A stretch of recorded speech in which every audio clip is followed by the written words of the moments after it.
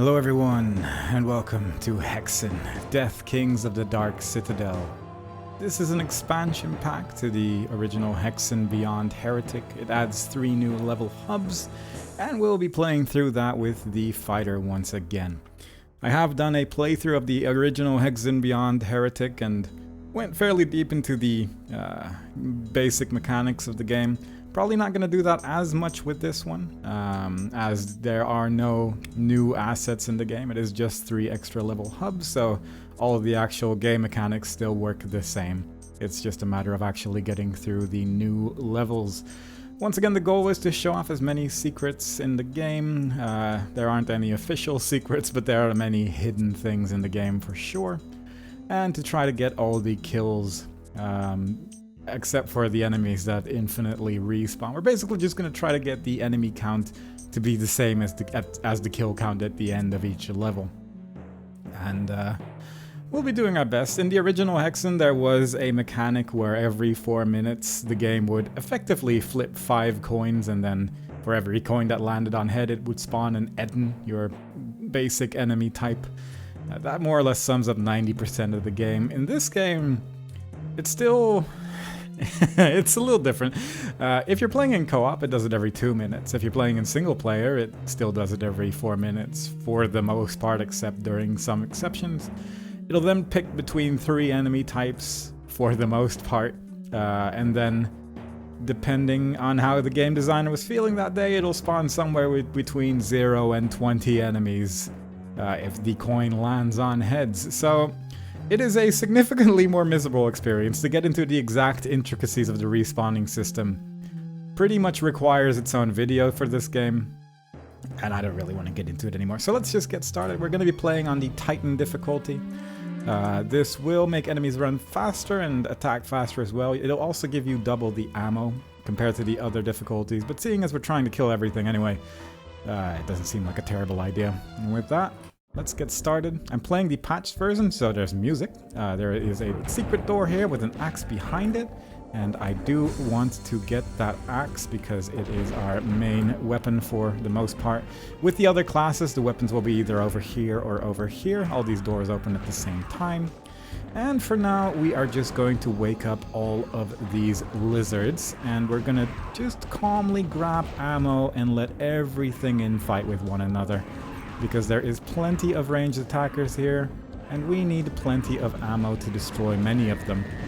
But also we could really use the help. Sometimes Edens get a little bit stuck here, but that's fine. So we're just going to take care of those. But for the most part, I probably want to focus on these Chaos Serpents, as they deal the most damage by far. And they are worrying, so we're just going to try to take care of those. There is one right next to me there, which is kind of in a strange spot of care. I guess that one ran fairly far forward, but that's okay. And her health is a little low, but as long as I don't die, I'm not particularly concerned about it. To actually progress, we need to get this wall open. And you may have noticed the serpent that was in this tiny walled-off area here. There is an entryway in there. It is next to this symbolic wall. You have to press this button to continue with the level, and so start the shenanigans of the Deathkings of the Dark Citadel. It is even more obtuse than the original Hexen in some ways, and it's kind of impressive in a sense. We're just going to move on though. We're going to grab this, use it to heal 25 health, and when we go to the top of these stairs, it's going to spawn a whole bunch of enemies. We're going to go over there, trying to point it, kind of difficult, but there is a pathway there with some enemies blocking it. But for the most part, I want to open this secret wall, blow up this pot for another quartz flask, and then just get out of there, because the first part of our ultimate weapon is already awaiting for us here, and that is just a nice way to get things going. There's a couple closed doors here. We need to get inside this one in particular, but we'll get there. For now, I'm just going to deal with some of the enemies, heal up a little bit once again. It's a little fiddly here because of these tiny bushes that cover the health ups. To get inside this particular building, we need to press this switch right here, because that will also open up a path to get rid of this waterfall, which is blocking the way. So we're just going to do that. Watch out for the many Chaos Serpents over there. They all want to kill you. And before we go in there, we're just going to go inside this little building over here because there is an armor waiting for us, along with a torch which could be useful later. But mostly I'm here for the armor and the enemies. And also I'm going to jump inside this well because it contains a porculator. And that's just going to be useful in a second against all those Chaos Serpents that are hiding in that tiny area right there. So moving on, let's grab all of this. There's a bunch of discs of repulsion here.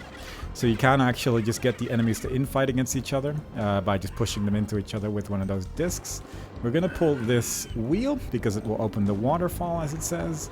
And we're going to see if this works. Just going to try to push them all around. Hopefully they're going to start fighting each other. Sometimes it's a little fiddly. You can use it through the wall, but you can get some of these enemies to start fighting each other. You can also just kill them like this. It does work, but it's a little tiresome, so I'd rather not. Anyway, walk to the left. If you fall down there, you'll be back at the start of the level. Just gonna destroy everything here that moves. And when we press this switch, it'll open a door to start the area. You just heard a respawn, which respawned Afrits. I have no idea how many, but hopefully it's not going to be too big of a deal. Gonna use the porculator here and hopefully hit more than one. I think we did. And most of them are dead now, so that's good. It's lucky that we hit more than one. There is also an enemy inside this pot, which you can very easily miss. Definitely optional, but when you're trying to go for all the kills, you might as well go for all of them. And with that, we're finally going to move on ahead. Jump down here. We'll take a little bit of damage, but we'll be back at the start of the level. There is a couple of new Chaos Serpents here as well. It's nice if you can get them to infight, but I'm just going to use my axe and carefully maneuver around them. The nice thing about this difficulty is that they will be attacking pretty much all the time. So it's a little bit easier, a little bit more reliable to just sort of glide around them and not have to worry about stuff so much. Go through the teleporter. It takes you to this very tiny room, but fortunately this wall is an elevator. I'm not sure if there's really any indicator to that, but such is the way. And in here awaits the silver key, which we need to open a door to get out of this prologue level, because that's effectively what it is. We can deal with the remaining enemies here. Take care of a couple more Chaos Serpents. We're not quite going to kill all the enemies in this place just yet, because there is a entrance to a secret level in this level as well. It is behind this wall. There's a big portal there. We'll come back to that. For now, we're just going to move on to the silver key door, which is waiting all the way back at the start again. Interestingly, if you have an Etten, you can just jump up here through the window and you can skip basically everything I've just done. But it is a little fiddly and also a little scary, but certainly very much not impossible. There's another Afrit inside a pot here as well. And after pressing this switch, we open up a portal and we can progress to the actual central hub of the level. The goal of this hub is to fill this thing with gems, just like we did in, I think, hub 2 or 3 in the original Hexen. But first, we're gonna press on this wall. It'll open up to show some boots of speed. It'll also open up this wall for a torch, and it'll open this wall for a helmet. And that is lovely. Now I'm looking for one particular place. There's 4 locked doors here. And there's 4 keys in this area as well to open each of the locked doors. I specifically want to go to this one first for just ease of access, I suppose. This is the swamp key door. We do need the swamp key to get in there. This door doesn't open from this side, but it does open from this side, so you can make a full circle through this area. But first, let's just go down here, open the first door. There is a couple of these toxic serpents, I think they're called. Very carefully we're going to deal with all of these because they are going to get in the way otherwise. Very nice. And there is another one down there. There is some quartz flasks down there, which are nice to get. Fortunately, the enemies decided to just sort of hang out, so that's good. And we will slowly progress further down this horrible hallway. I'm just gonna equip flechettes, throw 2 down. That'll hopefully kill them, otherwise the third one hopefully will. Same thing on this one. just deal with them from a distance, because a passageway this narrow, they are going to attack you otherwise. There is also a weirdly textured wall here. It opens for a secret armor. Again, fairly optional, but certainly nice to have. And that takes us to this wall with Korax on it. If we use it, the bell tolls and it opens up this rather dark area. It has a bunch of stalkers that we can't really see, but I'm just going to follow the left wall, hold the attack button for the most part, and occasionally I'll probably kill something. There is a swamp key in this room which you can't currently see. It is in front of that switch. If we pull this switch, it actually does a cool lighting thing where once that door opens again, it'll slowly light up the entire room. I actually do really like that effect. But now we can actually see, we can grab the swamp key, we can grab these discs of repulsion. There might still be a stalker in here, but I can't hear it, so maybe it's just, maybe I killed all of them just by swinging wildly. And we can go on to the next door. This one also a little tricky. It is kind of nice to have some flechettes available for this next part, but if you don't have them, it's not too big of a deal. There is an enemy at the bottom of this staircase, which will open up this place. But first, we're going to open up this wall for an invulnerability power-up, because that is just nice to have. There's a Chaos Serpent right there. If you kill it, it'll open up this staircase. You can also just jump in here, though. It is just big enough to jump into, but if you want to do it properly, you have to kill this Chaos Serpent, pretty much always the one that enters this place first, and then we're just going to ignore the rest for now. Open the secret wall. I mean, at this point, you've seen so many secret walls that when you reach a dead end, you're probably going to press on this wall anyway. But it doesn't quite cover the entire wall, so it's actually somewhat missable still. Go down the elevator, kill the Afrits, get the quartz flasks and what have you, and just slowly but surely murder our way through all of these nightmares, where there is yet another key waiting for us here. It is the cave key. And we are just going to take that key back to where we came from. This is where the Chaos Serpents were originally, including the one we had to kill to get up that area. And now we can just more easily get out of this place as well. So that is lovely. With this key and invulnerability power-up in hand, we can go on to the next place. Slowly but surely going through all the motions to get the 4 keys, and once we have the 4 keys, we can very easily traverse through the remaining areas of this hub, so that is wonderful. Here is area number 3. This one can be a little scary because of all the serpents. Once again, they deal a lot of damage per hit, but if you do it carefully enough, they generally just attack walls, so that is at least somewhat good. But if you're going down these stairs, you will just sort of be hopping forward with a certain momentum, and it's very easy to accidentally stand still in front of them. And that can very easily get you killed. But slowly but surely, we're going to just walk through the area here. Get rid of all the nastiness. And very carefully try to wake up some of these enemies here, because there's a couple of plants on the floor here. They're very small, but your axe is very capable of attacking those plants instead of the actual enemies. So it is something you have to be somewhat wary of, but once you've taken care of most of them, you will get blocked off here. That's why I want to do this so carefully. But there's like little ones over there, and your axe is so eager to attack those instead of the actual enemies. So, for the sake of safety, just play it carefully. There's another key right there. 3 switches that we have to deal with. And once you've pressed all 3, the door will open once more. And it gives access to this little area right here. I'm just going to equip my flechettes once again, because picking those up will also open up the way to a couple more of these serpents. Little tedious to deal with, but certainly not impossible. I'm also pretty much just using quartz flasks all over the place, because we're going to get so many of them in this first hub that there's no real danger of running out, so that's nice. Going through this last door takes us to the one place I didn't want to go to originally. The main reason being that I wanted to get that invulnerability power up first, because this next one's fairly awful. It is a bit more doable if you just go into the level that has the hammer. And just use the hammer instead, but it's also just not a terrible place to use one of those invulnerability power-ups, so that's exactly what we're going to do. Just waiting to deal with these horses. There is a lizard here, which, as you can see, is in just a great spot. Little tricky to deal with, but slowly but surely, and with enough quartz flasks in hand, you can deal with them just fine.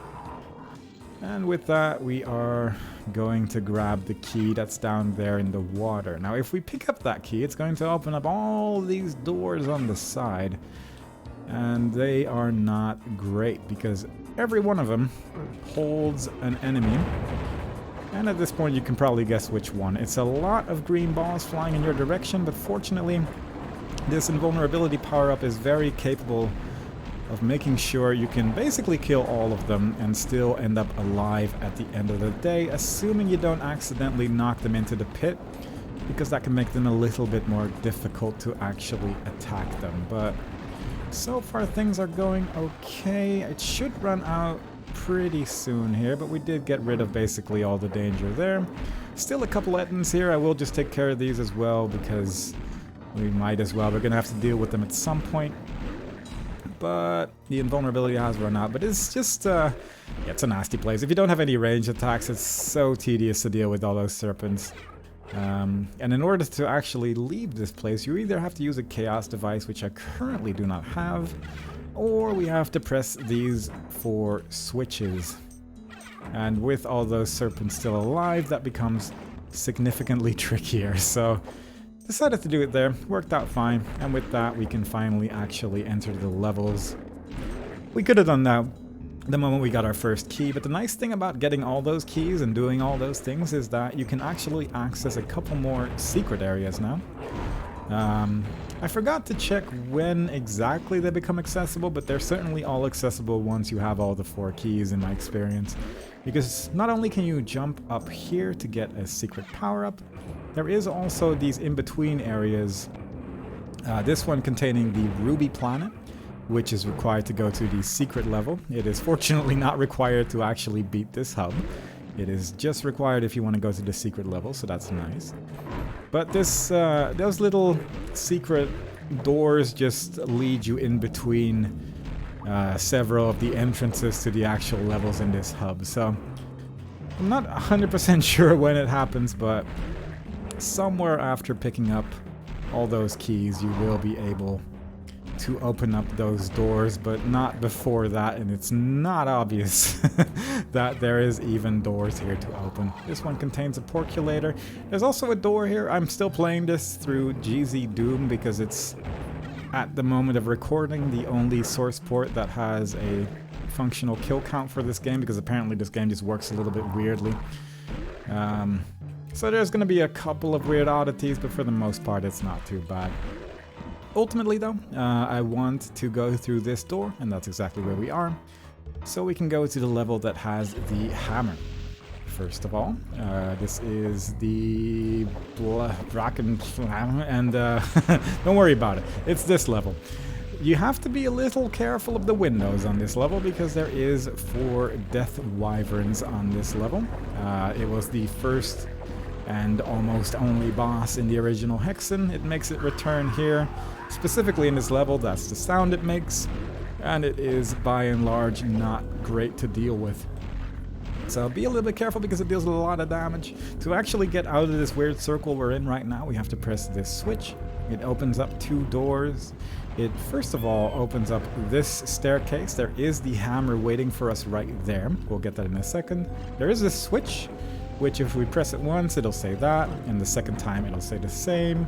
Third time, it'll warn you. Fourth time, it'll deal 20 damage, and the 5th time, it'll push you into the pit. As you can see, you can actually walk back quick enough to not fall into the pit. I used the chaos device there not to fall down. It is a little bit of a waste of a chaos device, but I mean, it does show off the power of this switch at least.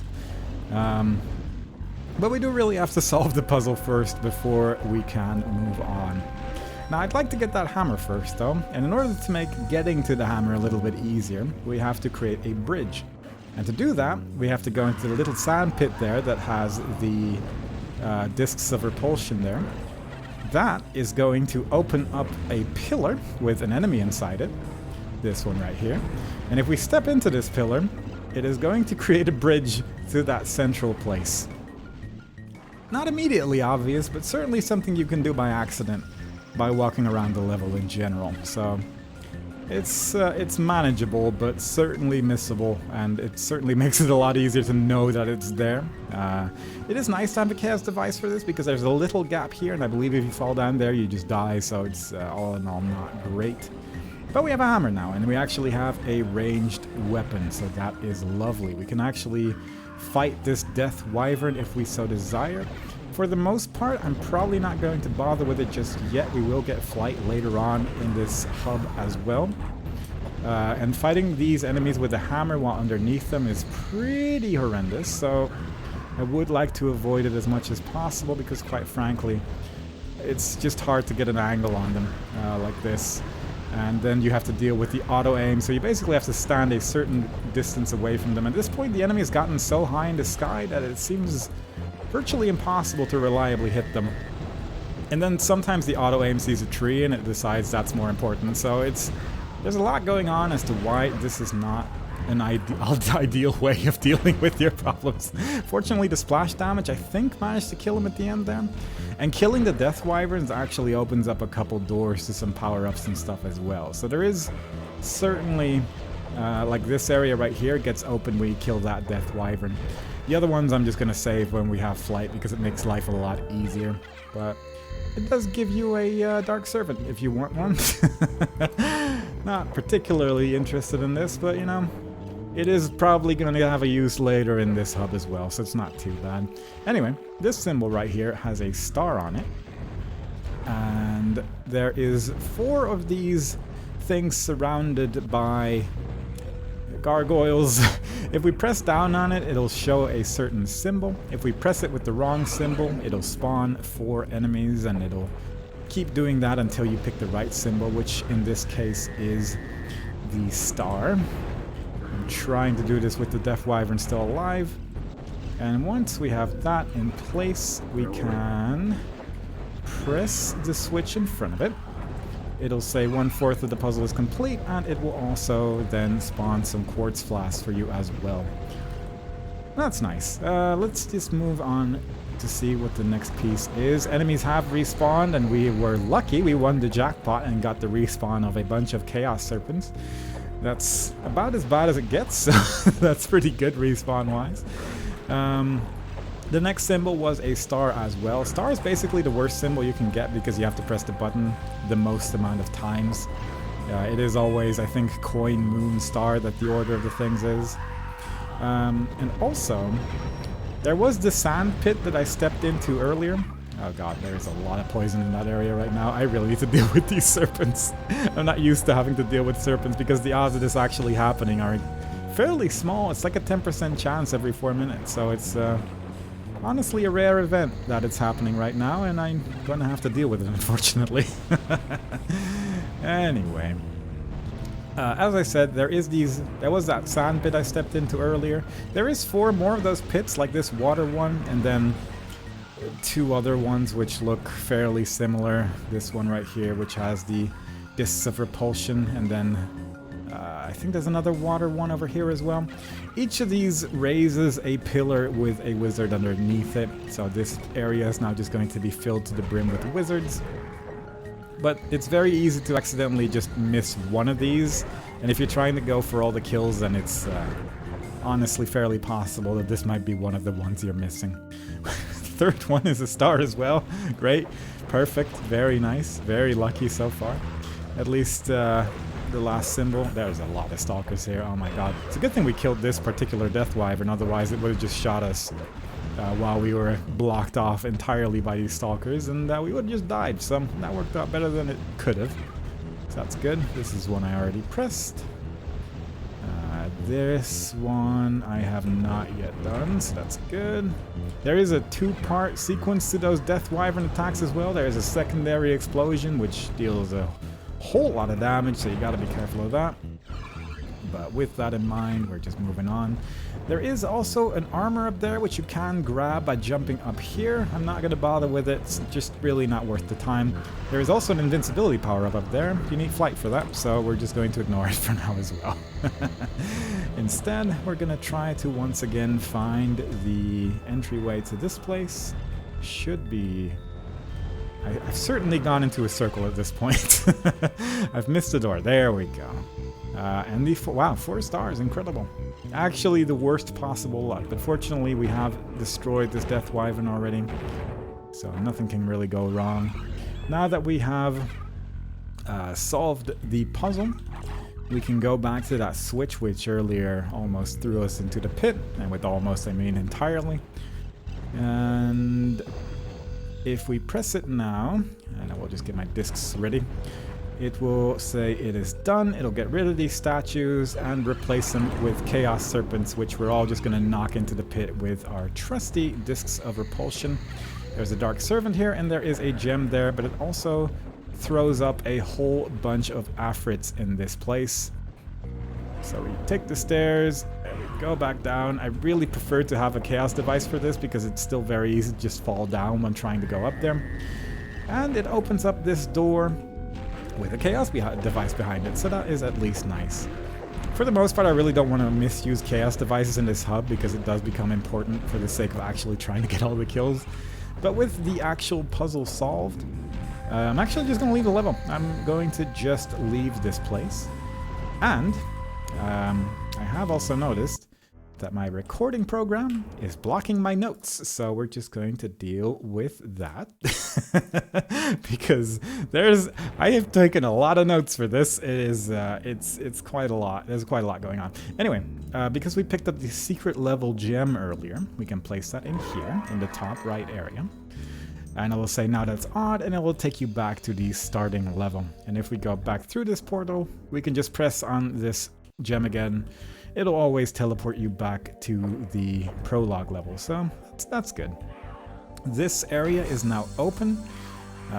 Let's just first kill all the enemies over here and then see if there's any enemies left afterwards, because we might actually after this be done with the prologue level, and then we can do the secret level afterwards, and then that's 2 levels completely completed out of I think 6, so it'll be good progress.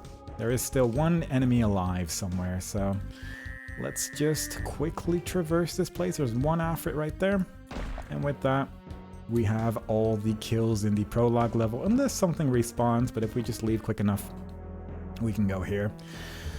The secret level, I mean, at least there is a piece of the ultimate weapon here, and that's nice. The rest of it, it's fairly mean, but certainly manageable. There's 4 buttons here. They all do 1 of 4 things, and it's random which thing it does.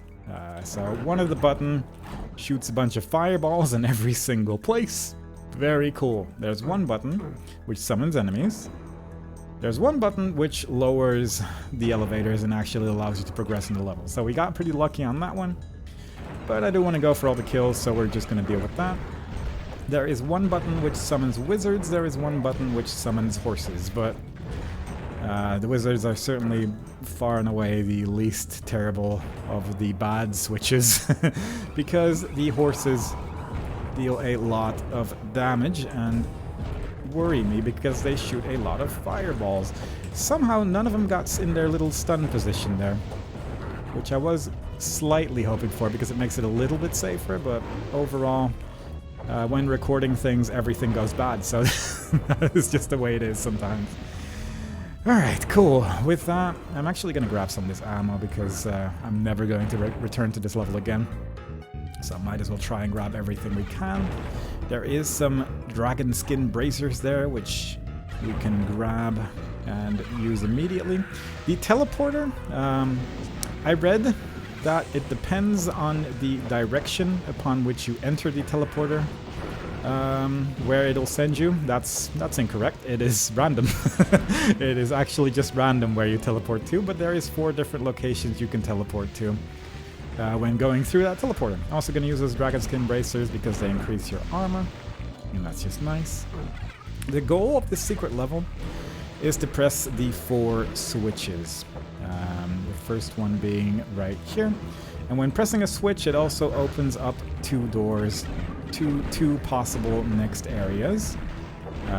We have this door and a door on the other side of the room as well. But we're gonna go just left every single time and try slowly but surely to progress through all of this. There is an invulnerability power up right here, which I'm just gonna grab, which is kind of a nice thing to get. This is another teleporter, which you can get to by taking that first teleporter in the level. It's the only teleporter in the level, I do believe. And there is a bunch of these little walls right here. Currently they show nothing, and if we press this skull, it'll say these symbols are not aligned. And now that it has said that, there is actually a symbol to align them to. Usually all those 4 symbols will be the same. Occasionally there's one that's different, and I think that's just a GZDoom bug. Genuinely not 100% sure, but I've only seen it happen weirdly. Once again, it is the star, which is always the last symbol. Incredible, but sure. Press the switch, and onwards to the left door. Now this is the worst room. This is the worst room for a number of reasons. There is a couple of power-ups in here, which is nice. But first we're just going to deal with these chieftains.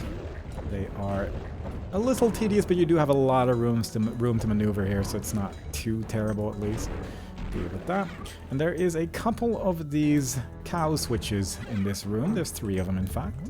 Every time you pull them, 0 to 5 wizards spawn. 0 if you're lucky, 5 if you're unlucky. It's either 2 plus 3 where it can spawn. It's random, so great. If we push this switch right here, it'll lower the route to the 3rd cow switch. The 2nd one is near that door. It doesn't really matter in which order you pull them, but there is 3 of them, of which 2 are immediately accessible. And the 3rd one is right here. There is also a mystic urn and a shield. If you pick up the mystic urn, then stuff happens. So we're just gonna deal with the enemies first.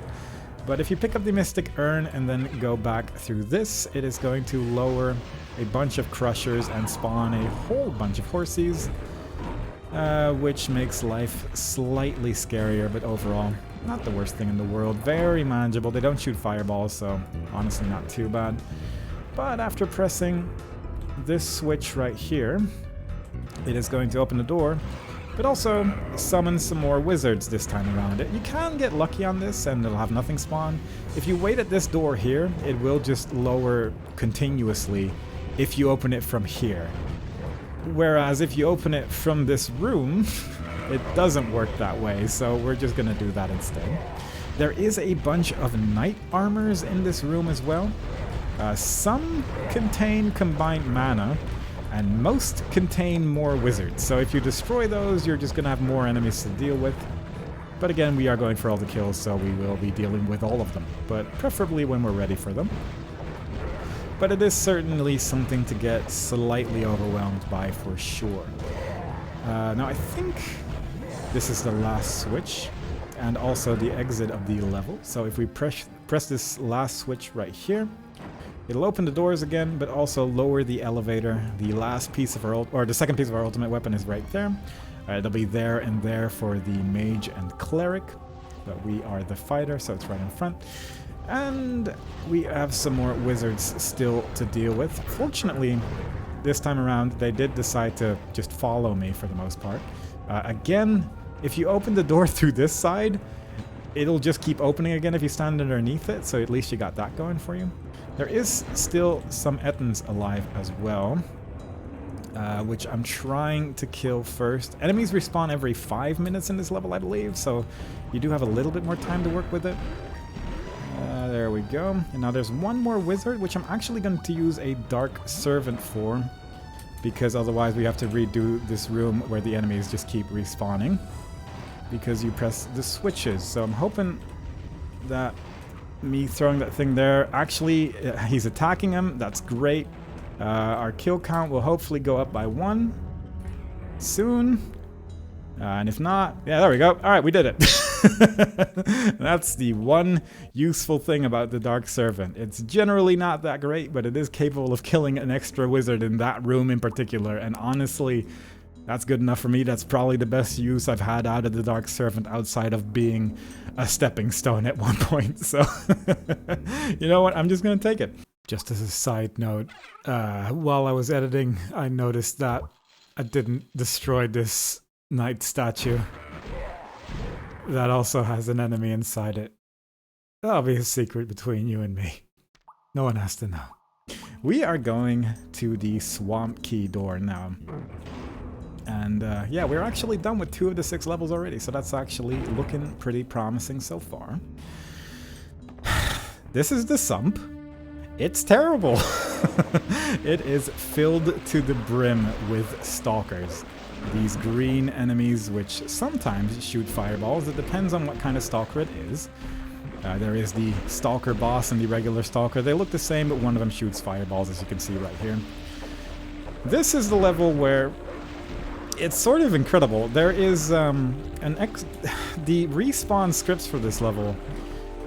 There is 6 coins that get flipped. 4 of them do nothing. 1 respawns 3 enemies, and 1 respawns 20. It's so stupid, but it is one of the nuisances we're dealing with while playing through this level. We'll get to the other ones. For now, we are going to kill these enemies right here. There is an easier way to do these, actually, because there is a wall here which you can hit. It'll open up both sides, and we can throw some flechettes into the area and actually just kill these enemies like this. I think those are already dead. That's actually pretty good. We can just barely throw these flechettes over the hole like this if we do it properly. If they land in the water, they disappear, so that's not great. But at least it deals with some of them, and it makes the general area a lot more manageable, because now we only have 1 more enemy here to deal with, and 1 on the other side as well. Outside of that secret door being just useful to kill these enemies, there is actually some power-ups there as well. Still not dead. There we go. I think one side has a porculator and the other one has a defense amulet. The porculator probably more useful, though I don't really ever use it, but it might become more useful in later hubs for sure. For now, though, we are just slowly but surely going to deal with this series of enemies. There is 6 of them on these platforms going up and down, and we're trying our best not to get hit here.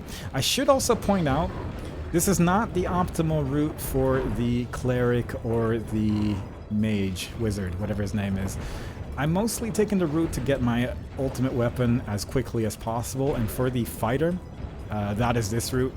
For the mage, I forget which level the mage and the cleric weapons are, but I'll show off where they are once I'm there, I suppose. But this is very much just, the scope of this project is just focusing on the fighter as much as possible, because there's, quite frankly, more than enough going on in this. You can certainly take this route as the cleric and the mage as well. It's just that your weapons are in different places, so that's something to be mindful of, I suppose. Anyway, most of the horses are gone, so now we can actually enter this area in the middle right here. There is a lot more enemies shooting projectiles at me, so we're slowly but surely just going to taunt all of them. There's a couple in this area as well, which I do want to deal with, because he becomes a problem if you go on without killing him. He's actually just in a really evil spot right there. I think he's dead. Yeah, he is. Very good. And then this one right here as well. Watch out for the blocks. And with that, we can go enter this platforming section right here. There is also a bunch of stalkers on this floor area right here. But there's not that many. And when I said 20 enemies respawn, I mean, for one, that's not a joke, but for 2, it's always stalkers, if it does respawn those 20 at once. So, next to it just being more difficult to actually find the remaining enemies at the end, it at least makes the enemies only spawn in very specific spots, because stalkers can only be in water. And that right there was the sound of stalkers respawning. There is also the extra caveat where enemies can only respawn if there's room for them. So if there is already a stalker in the spot where it tries to respawn, it won't actually respawn it. So your numbers may vary ultimately just because the area where they spawn might be blocked off. Now if you're playing in co-op, there's a flame mask here, and that actually opens up an area that in single player is already opened up. I'm not sure why there's a difference. There is 2 levels in this hub that uses flame masks, and for some reason in co-op mode, this tower right here that has all the openings for the flame masks, it's not opened from the get-go. It opens when you pick up a mask, and the reason why I'm pointing this out so specifically is that when I did my co-op playthrough years ago, you could only pick up 1 mask at a time. Like, you couldn't pick up multiple of these masks, which you can actually do in single player. So it might have just been a weird setting or something. But it is good to know, because it's not immediately obvious that picking up those masks actually opens up the place where you place the masks to begin with. And it really, I remember it stumped us for a really long time. Anyway, speaking of dread, here's a maze. And I mean that in the worst way. I mean that in the sense that I have drawn a map for this, because this maze is ridiculous. For the most part, if you're doing a regular playthrough of this, you can just follow the left wall. If you're trying to kill all the enemies, you get into a little bit more of a predicament, because you're dealing with stalkers that you can't really see all the time. You're dealing with differences in height, which is rough to find enemies with in general, and you're dealing with these little gaps as well. So if you fall down those, you just die, so that's great. There's a little area here with a stalker and some quartz flasks. And for now, I'm mostly just going to traverse through this maze the sort of regular way with the occasional detour. Later on, we're probably going to play auto-map the game, because I need to look at my map a bit more. There is also a semi-secret area right here. When this particular platform lowers, there's a little gap right here with another stalker inside it. And then it closes and you have to wait for a bit. But yeah, what I did was I made a map, or rather I took a screenshot of the auto map, is more the actual thing I did. Then I plotted where the stalkers were on that map. Then I plotted where the respawning stalkers were on that map. And then I sort of made a very crude drawing of the height differences everywhere. And I just fell down. So that's the way it goes. You gotta be careful of the little holes, otherwise you just fall down and die. And I would like to have those chaos devices available if I can, because the moment I have all the kills here, I want to use a chaos device and just leave the level immediately, because it's very possible that you just end up taking too much time to leave the level, and then they just respawn again and you have to deal with basically everything all over again. So it's really rough. But yeah, with that map in hand, I sort of kind of managed to find a way to semi-reliably deal with all the respawning enemies. You might think that was the same hole, but no, it's a different one. It's one that doesn't lead all the way to your death. But if you just hug the walls there, you don't die, and that's good. Very nice. Let's just deal with the many stalkers in this room, because there is a lot, and it also respawns 2 stalkers every time you have the bad respawns in this room. So there's about 6 to 8 stalkers here right now, most likely. There is another switch, which we can pull to actually progress through the level. And with that, we are going to continue following the left wall. Ordinarily, I would have used the chaos device to just get out of the maze at this point. And I think I have to go here, right? No, that's for later, maybe. Maybe not. I can't really look at the map while playing this at the same time, I'm realizing, but let's just deal with some of these stalker bosses at least, because the respawning stalkers always respawn in sort of places where other stalkers aren't, so that's also kind of an important thing to be wary of. We're just going to continue following the left wall and just leave this place hopefully sooner than later. There was another gap right there. But we are dealing with such a maze. The differences in height is so tedious, and even with flight, it becomes a bit of an issue. But fortunately, We managed to traverse our way out of it once again. Because we pulled that one switch, we can now go through this door, which takes us to the rest of the level. That enemy hit me quite a lot, but again, quartz flasks don't matter too much. And we're just going to go through some of these doors. We killed this enemy earlier, so we can grab these boots of speed without any real problem. I also recommend saving some boots of speed for the next hub, because it allows you to skip the entire thing. But also it allows you access to flight a lot quicker, and it honestly makes life so much easier. But let's just keep going here. A couple more kills, and then in the places where enemies don't respawn, so that's nice. The respawns are at least always in the same spot, so that's good. And you gotta be a little careful here, because these walls can very easily crush you. Kinda like that. And you wanna make sure that doesn't happen to you. There is a bunch of quartz flasks on these platforms that are going up and down as well, but they go up and down varying heights. And it can be kind of tedious to have to wait for the platform to go back down again, so I'm generally not going to bother. There is another flame mask here, which again, if you're playing in co-op, it does open up yet another door. So if you're stuck in multiplayer once again, there's your opening. It'll open one of these three. I genuinely don't know in what order they open, and truth be told, it's fairly irrelevant. You just you have to go through all three of them anyway. So just do them in any order in single player, and do them in the one available order in co-op. And you'll still have to end up going through all these same things anyway. This place is at this point probably also filled to the brim. I think it respawned like 3 stalkers in this place if you once again have that unlucky spawn. Bunch of pillars here. God, look at this nonsense. It's so many. And there's one more stalker here. I can hear him. There he is.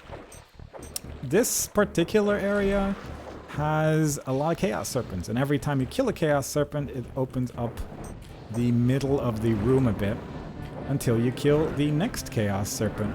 So for now, I'm mostly just going to focus on these chaos serpents. And slowly but surely uncover more and more of the room. Until finally the entire thing is open and everyone can just throw fireballs at each other and not bother me so much. If you are playing as the mage, I believe the firestorm weapon is behind this thing right here. So if you're the mage, it's probably good to go here before you go to the level where I got the hammer. I'm really bad with the names on this hub, to be fair. Because I wrote them down weirdly in my notes, and it's really not very helpful. I could just press tab. I'm not going to do it. If you pull this switch, it will open up all those pillars outside. There is a chaos device there as well, which is nice. Those pillars all contain chaos serpents. I also heard some stalkers respawn, so I'm just going to play this carefully, because if you get blocked by stalkers while fighting chaos serpents, you die. So I'd rather not. Pulling that switch also opens up the route ahead, so that's good. And also, it made available one more enemy, which... oh god. Which I'll deal with in a second. First, let's deal with these stalkers that have respawned at this point. What's the enemy count at this point? 203. Perfect. That's really not good, but whatever. We'll deal with it. But anyway, there's one enemy all the way up there. And you can only reach that with flight. There is a Dark Servant there. We'll get there when we get there. But yeah, if you're looking for another Dark Servant, there he is. Anyway, because we did all that, this teleporter is now available. We can go through the right door now. The sounds of stalkers is haunting me. You can hear them splashing around, but it sounds very similar to the rest of the sounds in that moving maze, which is great. There is also a door here which leads to... whatever level I got the hammer from. It's a little box place. If you push down on this box, it'll open up the area to that teleporter right there. There's also some health here, so if you need health or anything, there's some options. So that's nice. I'm not going to bother with this place. I don't need to, so we're just going to move on. There is another chief... nah, maybe just a regular one. There is another chieftain right here, though. There is a crusher right here. If you wait for it, you can just go underneath it. Another flame mass, that's the third one. And over here is the last piece of our ultimate weapon as the fighter specifically. So now we do have access to Quietus. That is going to be useful later. And very happy with that. We'll deal with that in one level in particular a lot, so it's just very nice to have. It also opens up this large area right here with a teleporter in the middle. Going through it leads to an invulnerability, and also this enemy which we killed way earlier. With that, we can go back to the pillar with the flame masks inside them. There we go.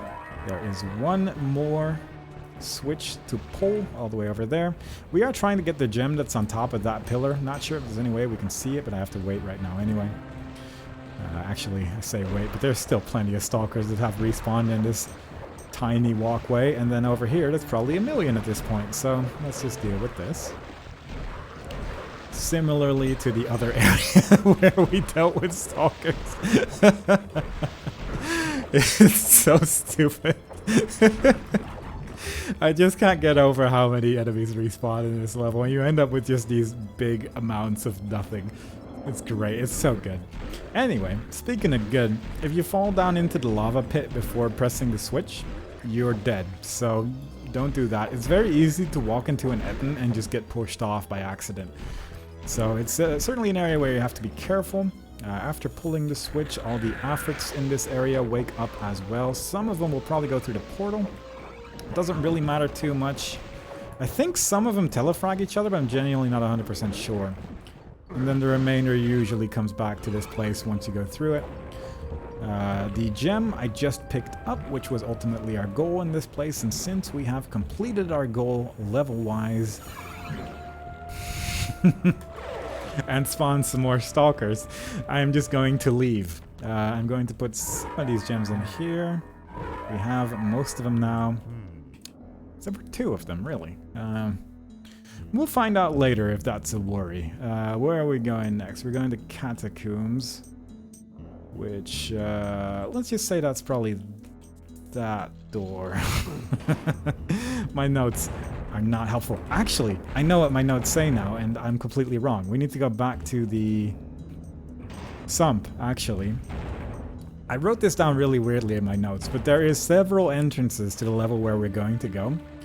And the main entrance is kind of bad, because there's a bunch of Wendigos, the ice enemies, standing in front of the door.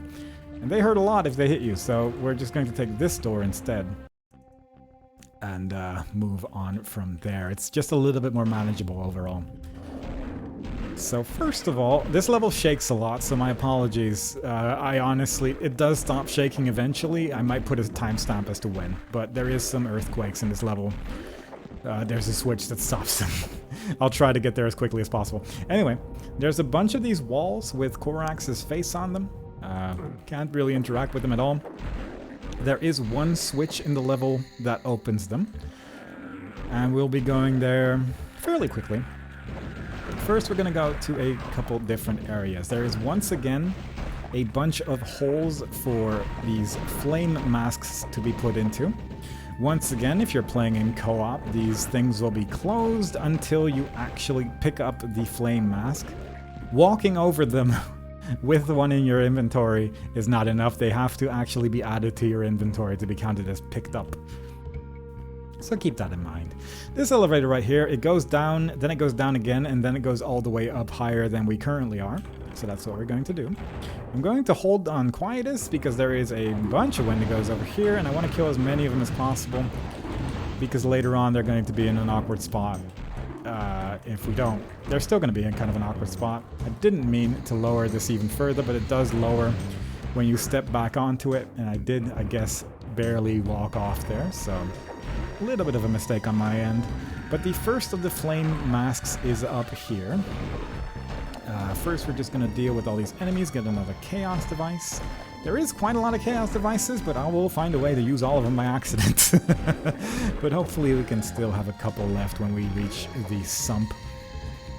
But let's just grab all of that. Jump on top of this broken pillar. There is a switch right here. If you press it, it'll lower this sarcophagus type of thing. And when you pick up the flame mask, suddenly there is 3 serpents trying to attack you. If you step into this area, or one of these areas, it also opens up this little place with a bunch of afrits and quartz flasks inside them. And I would like to have those. Thank you. With that, we can jump down the hole here. Takes a little bit of falling damage, but this does put us closer to the switch, which raises those Korax walls, so that's good. Just dealing with all the afrits here first, before going back here. I think if you're the cleric, your ultimate weapon is here as well. Like the last piece, it's pretty much unmissable as the cleric. Press that switch, it opens up all the walls, and now we're going to the place that stops this shaking from happening all the time. I really do want to get this over with as quickly as possible because the shaking is tedious as hell. There's a couple Wendigos here. This is the entrance, and as you can see, it is filled to the brim with these Wendigos. Very easy to get severely hurt by walking through this particular portal, so that's why I do prefer not taking the main entrance, but the slightly safer side entrance. There's 2 side entrances to this level, and both of them are better than the main one, so honestly, just take whichever one you can find. Or just deal with the Wendigos immediately. It's certainly possible, but I feel like this is just more safe because Wendigos are very underused in the main game. And they are fairly dangerous, so you gotta be careful. They're very much glass cannons and can take you down very easily. Anyway, over here there is a couple of Chaos Serpents. One over there, one over there. I think if you kill both of them, it creates a small bridge for you. It seems that Ettins have respawned, otherwise these Ettins usually aren't here. Come on, there we go. There is our bridge. I'm going to switch to the Discs of Repulsion once again. Jump to that side and just continuously use them as I'm attacking enemies over here. Because it blocks them in place, and also their fireballs will go away from you, and also they die. So it's pretty good. If you press the switch, the afrits will come up. If you jump while the world is shaking, it's a death trap, so watch out for that. And same goes for this place. Just use those Discs of Repulsion. Keep the enemies at bay, keep their fireballs at bay, and try to get sort of a rhythm in there, because you certainly can. And before you know it, all the danger is gone. There we go. It didn't jump that time, but sure. It's shaking once again. Very cool. Really hope it stops soon. There we go. And same deal here. Use that sword, destroy the enemies, and I think once that pillar is all the way at the ceiling, the quakes generally seem to stop. I haven't properly looked at the scripts for this, but that's usually what seems to happen. There is still a bunch of afrits in the pit here. They'll come up as they come up. I'll probably deal with them later when I have flight, because afrits can also respawn, and killing them now is good, but it doesn't really matter too much in the grand scheme of things. Anyway, we have several flame masks now. I'm just going to go all the way back down, because you have to go all the way back down to go all the way back up to that area with the flame masks inside it. First, deal with the enemies here. There is a mana thing here, a Crater of Might. Might as well grab that. It can be pretty useful after all, especially if you use your ultimate weapon or are not the fighter, really. We can place our first 2 flame masks. Placing them doesn't really do anything until you've placed all of them. The afrits that spawn here are just respawning afrits. I don't know if I mentioned, but if you just jump towards the gem here now, it'll just teleport you back to the start of the level. So I'm not really too interested. Instead, we're going to grab our sword, go down this elevator again. There's probably some more Wendigos in front of it. Yep, at least one. And now we're just going to try and deal with these Wendigos from a distance as much as possible. The nice thing is that we do have the hammer. In the original Hexen, you didn't have a hammer when fighting Wendigos, and it was a nightmare. There is a Chaos Serpent up there, which I want to deal with as well.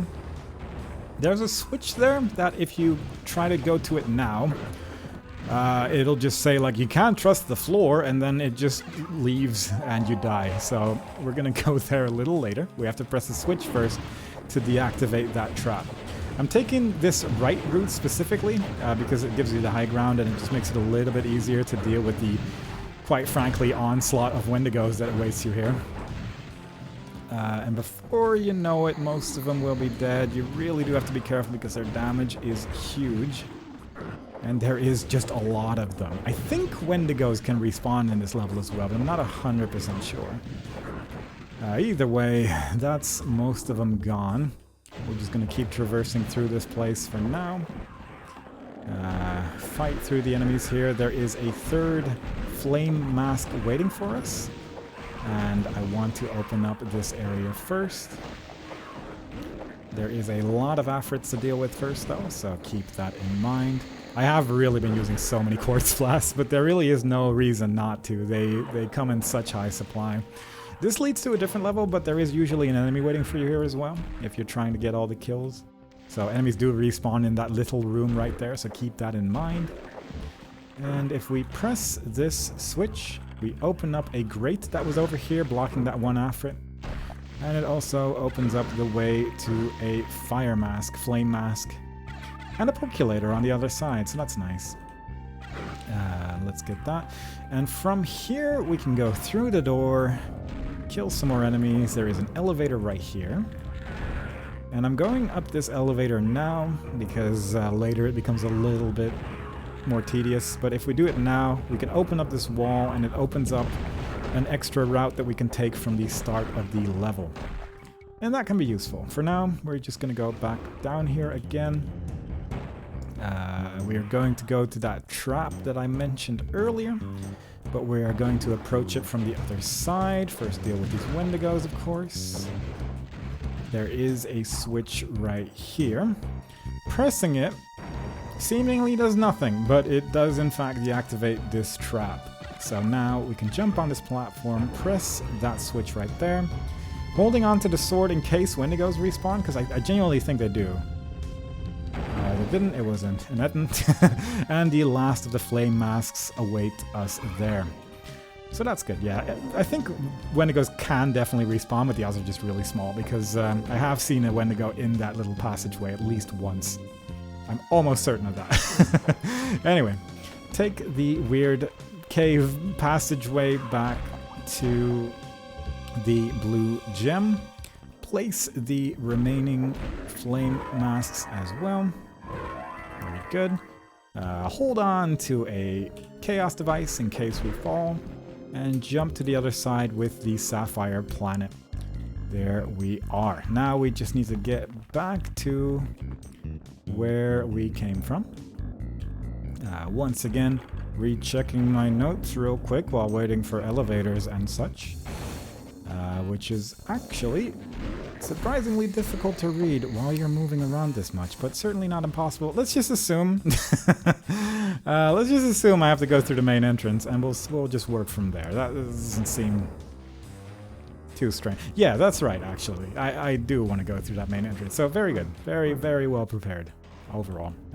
It is that door right there, I think. We shall see. If it leads to a bunch of chaos serpents looking the other way, yep, then it was the right one. Unfortunately, it's that door, I think, then. It's one or the other. They look, in my mind, they look the same. They're clearly very different, but don't worry about it. There we go. This is the correct level.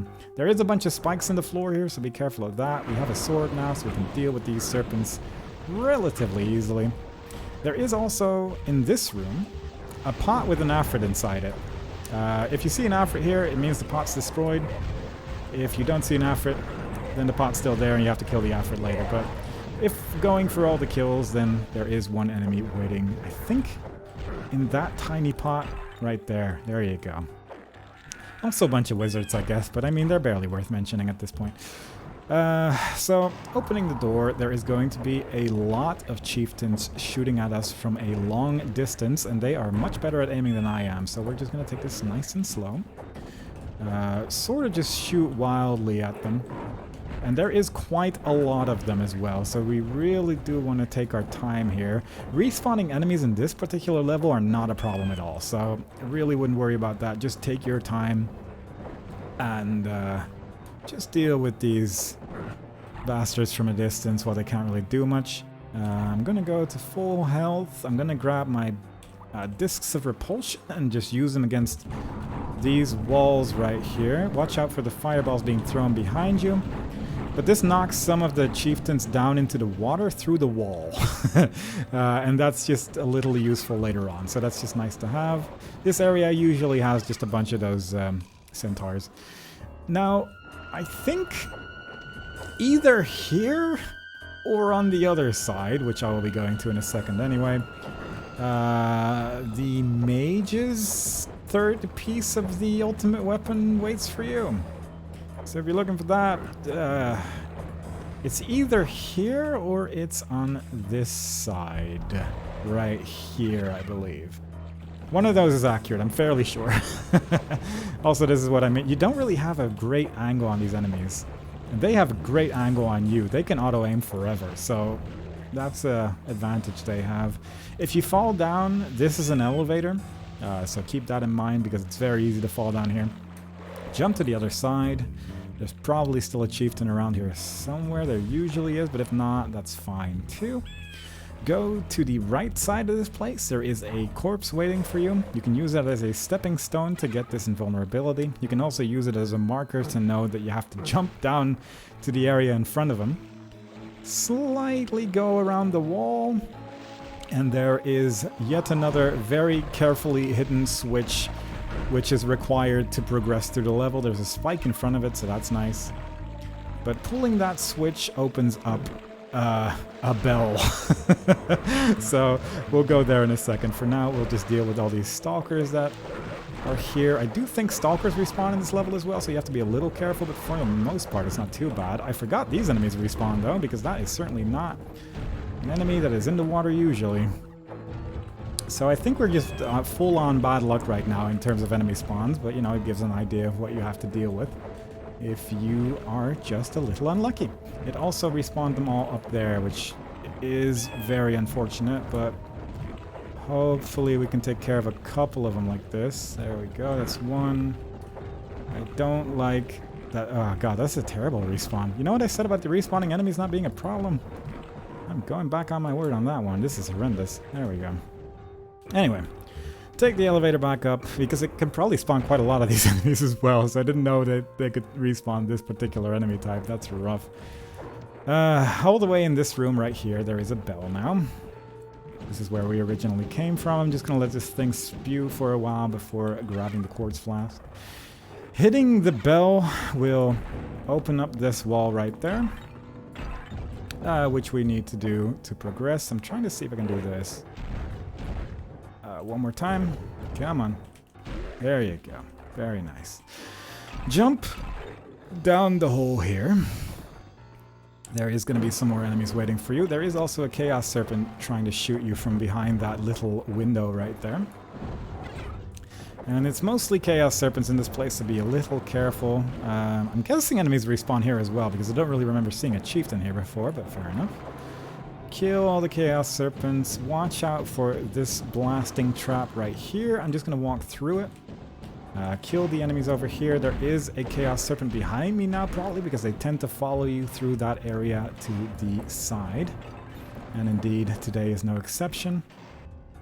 Grab the quartz flask. And again, there is a very missable pot here. This one right here has an Afrit inside it. But with that, we can use some of our dragon skin bracers, grab this, use our sword, and go through this teleporter. This puts you in this very tiny area. If you press E, or use, it lowers like an elevator. Oh god, yeah, with respawns this is tough. Okay. Because usually this place doesn't have chieftains. Usually it just has a bunch of regular horses and Chaos Serpents, but with these enemies as well, that's actually really bad. Normally, the Chaos Serpents seem to be a little bit slower with shooting, and you can actually take some time to grab all those discs of repulsion when you originally lower that weird elevator door thing you teleport into. But with that mess, he just started attacking from up close immediately. He just respawns in a really bad spot. So that's pretty rough, but you know, live and learn. Anyway, we don't have those. We could teleport up there again. Please don't be chieftains again now. Just be regular. Okay, that's fine. Very good. With that, like I said, we can teleport back in there and just grab those things, but we don't necessarily need them. There's a couple trees here which you can destroy with whatever weapons explode. I think flechettes do it for basically every class, but in our current situation we can just use the hammer as well. Otherwise you'll just be attacking the trees to no avail, I do believe, with those things. I'm out of green mana. Oh my god. That's a new one. That's unusual, but fair enough. Going to here, we'll open the door. It will have enemies shoot for a while. And it creates a bridge to the right over here. But like it said, it also, you heard a platform move in the distance. That is this platform right here, which I unfortunately just barely missed out on. But as it goes back down, we can ride it up and get the last of the gems that we need to beat this hub. So we could, with this gem, actually just leave. And for now I will. For now I will actually just leave this place because we have flight waiting for us and I would like to actually get that. Let's just grab some extra green mana here and there because apparently we're running fairly low on resources here. There is another chieftain, maybe two, waiting for us. It might just be a regular horse. Uncertain. We killed one chieftain at least, so don't stand there. This is very awkward. I don't really want to get close to that chieftain because he shoots balls that hurt a lot. There we go. Very nice. Watch out for the spikes. They can still kill you. In fact, one of them has killed an enemy earlier. I do believe I saw some blood on there. But if we place these last two gems in there, it'll raise a portal. Flight appears and we can now go through this to finish the hub, but we still have some work to do. First of all, in terms of things that are actually interesting for a regular playthrough, let's go back to the area where we got our hammer. As I pointed out before, there is an invulnerability power-up which we can grab with flight, so let us use that power-up once we find our way outside. It lasts for the remainder of the hub, so you can just fly around as much as you want.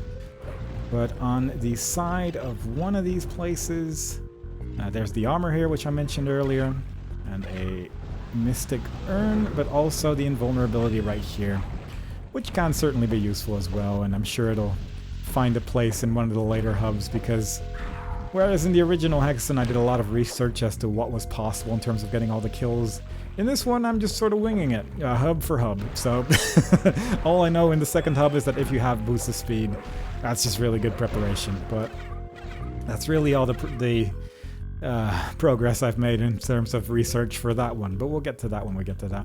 For now, let's go to this area first. We haven't actually been here yet, but there is a cool opening door. There is a bunch of enemies. I also killed a Death Wyvern there. And I think that's the specific one that doesn't actually open any doors at all. And then there's one that opens up an area to two different power-ups. It's kind of unusually laid out, but I think that particular Death Wyvern just doesn't do anything, so it's fair enough. This place can be used to, for one, reach these bracers, but also to reach a different entrance in one of the levels. Unsure which one actually, but it's just sort of in mid-air there. It's pretty cool. I kind of like how they did that. Also, I should point out we have reached the let's just kill the remaining enemies section. We have seen all the interesting things after picking up that invulnerability power-up. The door kind of broke there, but don't worry about it. At this point, it just becomes a matter of killing the remaining enemies, and hopefully it won't take too long, but we shall see. For now, let's just follow these Death Wyverns with an axe, which makes life a lot easier. This opens up this door right here, and that leads to two different directions worth of power-ups. The first direction being one that goes up here, and we're just going to fight from the top here instead. Since we do have flight, we can take the high ground, just sort of fly up and down while killing the remaining enemies here. This level is filled to the brim with power-ups as well. And that's just so nice in case you are running low on just about anything. It'll probably be able to be refilled in this level. So certainly take some time to just grab the remaining things here once you're done, because it is certainly worthwhile. I did not know these were still alive. Let's just kill those. Wow. There we are. One more Death Wyvern awaits right there, which should open up one more passageway to a wizard, some quartz flasks, and some more power-ups. Ordinarily, you would be able to use this as an elevator, but since we have flight, we can just fly up here anyway. There's a porculator there, there's some mana, in case you're running low. And at this point, there's one more, I guess, interesting area that I haven't actually visited yet, which you can visit from the get-go. And that is this place right here. It respawns stalkers here all the time, but there is actually just a little area with stalkers and a porculator at the end of it. It is a little bit dangerous due to all the stalkers, but that's really the main thing. But if you are looking for enemies you've missed, that's a likely spot, honestly, because it can respawn stalkers in that little bit of water. Bunch of efforts here. We are missing 3 enemies. I think... Yeah, never mind, we're missing 11 or 9. I think it's 9. That's fine. It's Ettins this time around, so we'll just have to deal with that. There is an entrance to the Sump from this level, I believe. And usually there's like 1 or 2 enemies in there, I think. There we go. Also some more resources if you do need them. So that is lovely. But since the Ettins respawned, we'll just have to circle around this area for a little bit. Usually they're either on the outside ring or the inside ring, so it generally doesn't take that long in this particular level to find the respawned enemy, so that's good. Let's just make sure nothing's here.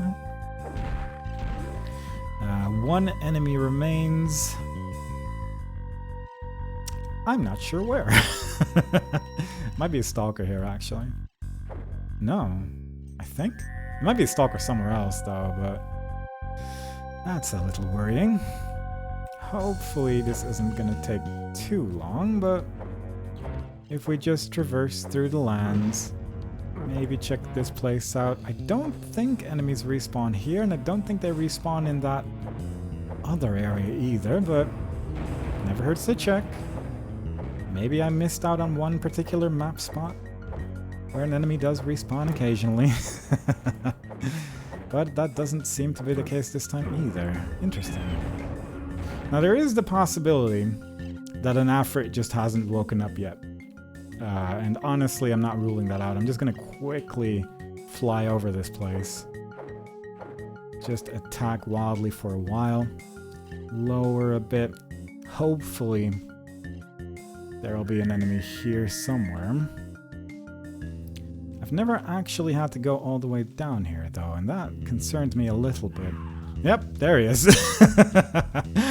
Yeah, that was the sound of an Afrit that's taking a long time to reach his destination. Where are you? Up. Okay. Cool. Alright.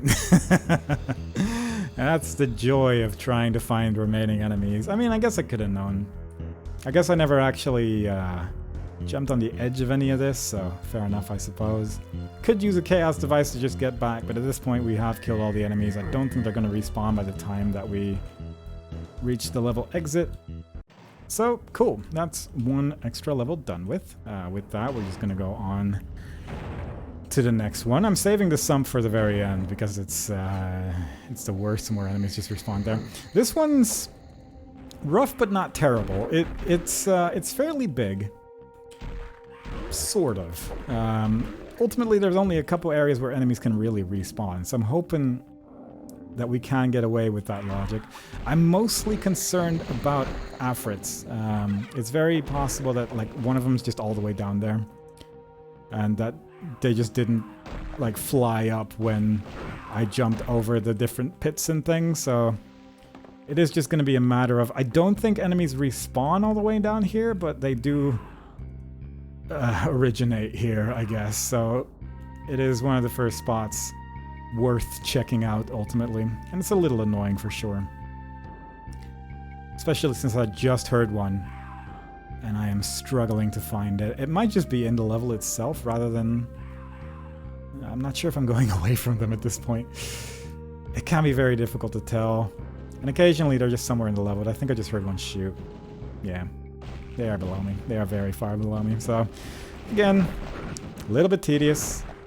Would like if they just woke up immediately, but they should all be woken up now at least. We're missing 6 enemies currently, but that's probably going to increase in a second, because going all the way down there just takes a while. There is an entrance to the Sump in this level as well. I forget where it is. It's somewhere in the bottom right, yeah. This way, I guess. Yeah, there you go. And some enemies respawn. Is this Ettins this time? But yeah, enemies can respawn here in this little room as well, so easy to miss. Not too big of a deal, fortunately, but a little tedious for sure. With Ettins, at least it limits the amount of spots where they can traverse to, so that's kind of nice, but unfortunately they can be kind of all over the place, so that's a little unfortunate for sure. So let's kill those enemies, go down here. I have kind of a very specific path that I'm going to be flying through the level here. 5 more enemies. But it's still not too impossible that you're going to miss out on one and then suddenly a whole bunch of enemies respawn. So, not ideal, but we'll make do with what we got. Then there's also just a couple areas where just some really unfortunate respawns are, and hopefully we won't have to deal with those too much. I think I checked this out earlier, but just one final look-see. I will go all the way down here. Couple of Ettins here, quite a lot actually. 3 enemies remain. Now there's the entrance to this level right here, which does tend to have 1. I'm concerned that there's 2 enemies. If there's 1, I could understand it, but 2 is an awkward amount. Because 1 enemy terrible location is this one right here. It's kind of fiddly, it's pretty far away, it's hard to get out of this place. It's just not great. And there's not even an enemy there, so... Alright, there's 1 up here, and 1 over here. Very nice. Very good. Alright, that takes care of that. 190 enemies out of 190. Enemies just respawn in this place, that's fine. Did we complete this? I don't think I did. So let's just check this out. I think it's this, the Sump, and then the main hub area. And yeah, I'm still missing 9. Yeah, 9 enemies currently until stuff respawns. There is at least 1 horse. So that's going to be easy enough to find. There is a bunch of stalkers as well. That's the horse. Some of these stalkers probably just spawned regularly that I just didn't deal with all of them just yet because I tend to save them until the end. Because it is just kind of a large area and being able to fly out of there afterwards is just a little bit simpler. There's a couple of weird entrances to this place as well, and I'm genuinely not 100% sure if enemies spawn in there, but let's just check this out. Yeah, 2 enemies in here. I don't think enemies respawn in that room, but they do spawn there. And now there's 1 enemy still alive, and I'm hoping it's here. Doesn't seem to be, unfortunately. I hear a horse. There is a horse. Alright. That's 190 out of 90. That is not the item I wanted to use. It was that one. Cool. Kind of a waste of a percolator, perhaps, but fair enough. So I'm actually going to kill the remaining enemies here first before going to the Sump. Main reason for that being that after I leave the Sump, I can just jump through the portal at the end, and then we're done. So... yeah, not much left now, so that's good. I'm not sure if there's still any stalkers here, but I don't hear them. So that's at least somewhat positive. Go through the various doorways here. Nothing. I think maybe a quartz flask? No, not even that. Fair enough. Occasionally you can see an enemy through these windows as well. You can just throw a hammer at them because it has a tendency to be afrits that you can actually see. Similarly over here, there tends to be an enemy sort of stuck down here, but how many enemies are still left? 5. That's not too bad. Especially since several of them are afrits, so you can just hear them scream the entire time.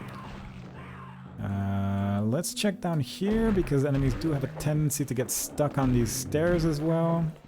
And over here in weird places. Nah, not this time, seemingly. But sometimes they get stuck between those switches. It's an unusual sight for sure, but... it is one. Just unsure where that last Afrit is, because I've checked that. There's one. Just hanging out, fair enough.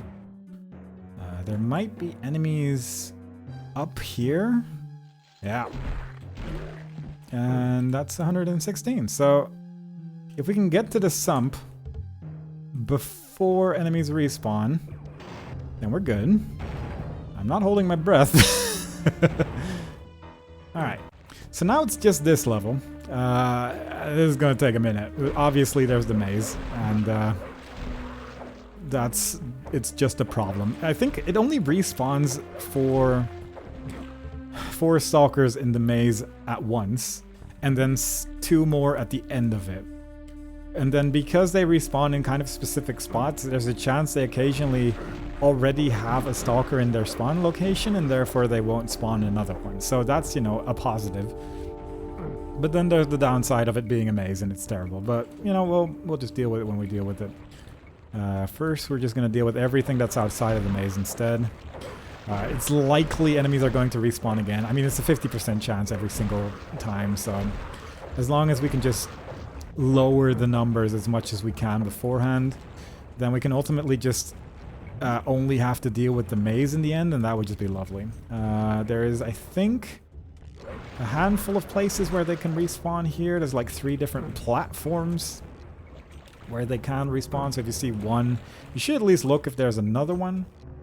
But if there's nothing, then you're usually fine. There is indeed 2 on this one as well. I think there's 1 more platform. This one, maybe? There we go.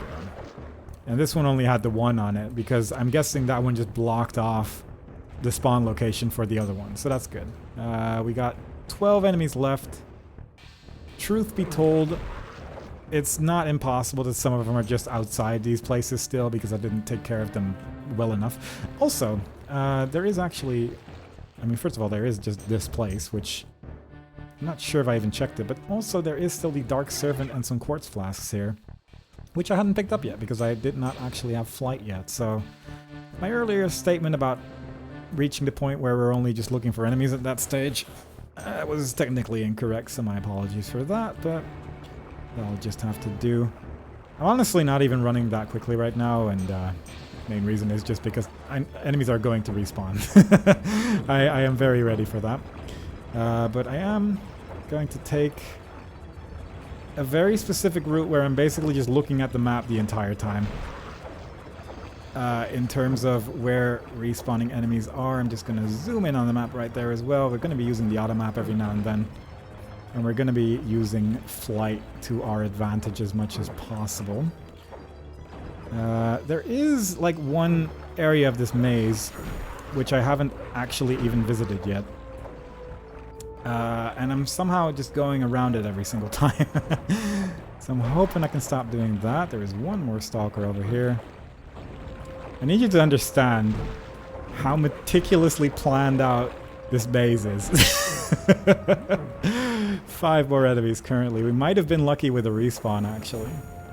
I do need to reach the end of the maze at some point as well, because enemies can just be there. But that's still a little ways away. I've somehow reached the other side of the maze. I say meticulously planned out, and then I go in the complete opposite direction of where I need to go. But honestly, this is the part where trying to kill all the enemies, I was like, should I even bother? Because it's just so much. It's so much. 1 more enemy. I'm hoping it's here. Certainly not impossible. There we go. Whoop. Teleport out of there. It's 219. Let's get out of here. We are done. Wiping a trembling hand across your bleeding face, you try to clear your mind for what lies ahead, and forget what lies behind indeed. In the distance, the stark ramparts of a great castle complex seem to rend the sky above, and the stench of decay wafts from the violated graves of uncounted dead. Carefully counting what little remains of your artifacts, you try to reassure yourself that it will be enough after all. It has to be enough, doesn't it? Doesn't it? Yeah. And quite frankly, we have a lot of artifacts still remaining, probably way more than we realistically need. But having said that, Hub 2 does have an interesting secret level waiting for us. To my recollection, it might again just be because co-op respawns are ridiculous, but we'll see, we'll see. For now, that was the end of Hub 1. We have managed to clear it out of all the enemies. I'm pretty sure I've shown off everything. I think I forgot to mention a weapon. I think I forgot to mention the cleric, either the cleric or a mage weapon somewhere, but like I said, mostly a fighter-focused playthrough. I'm just looking through my notes right now, and I'm trying to see where it actually... Does it even say anything about mages? Mage. Mage weapon near Shake Stopper. Oh, yeah, at the... that's a good note. Don't look at that.